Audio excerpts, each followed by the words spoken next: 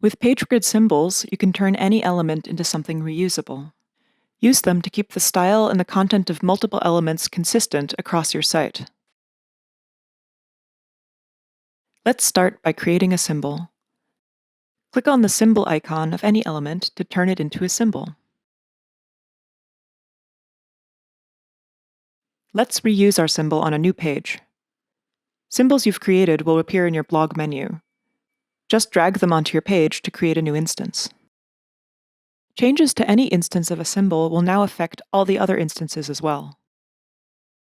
If you later decide to only make changes to one of your instances, you can always unlink one of your symbols. Click on the symbol icon again to unlink a symbol. Now the item is no longer linked to the symbol and can be changed individually.